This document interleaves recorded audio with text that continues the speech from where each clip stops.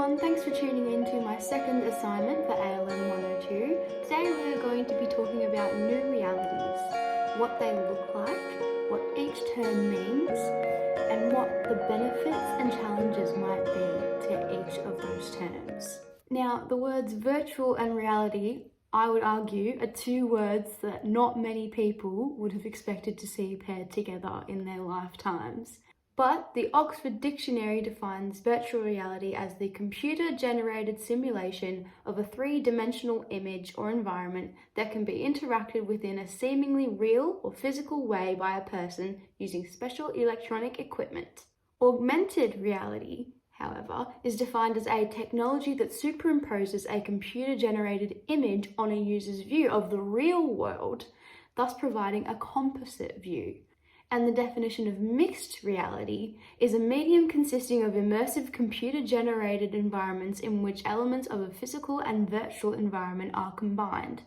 Now that we're across what each term involves, what do some examples of new realities look like in everyday life? Examples of virtual reality can include video games that require VR headsets or masks that cover your eyes. What about augmented reality? A good example of augmented reality can be found in online shopping. Many websites offer consumers a try before you buy option where users can virtually try on a product or see what a product would look like in their home. The augmented reality superimposes a virtual image of a product for users to see how the product would look within their home or on their body before they commit to making a purchase. You can find other examples of these new technologies in real estate or travel, where people can view an entire house that's on the market in 360-degree view, or look at hotel rooms or Airbnbs to find accommodation for places they might be taking holidays in.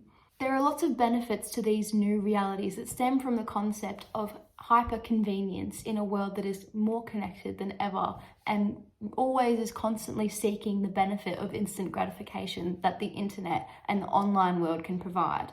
For example, VR, AR and MR can be fast-tracked practical ways to simulate different situations for various training purposes. Trainees can learn in a controlled environment before starting work, and immersive experiences narrow time frames so trainees can become professionals quicker. However, virtual reality comes with negative side effects that it is important to be wary of. In gaming, especially, VR can be very addictive. People can assume different identities online and in the metaverse in particular, which can cause social, psychological and biological issues. That's all we've got time for. Thanks so much for tuning into my video, and I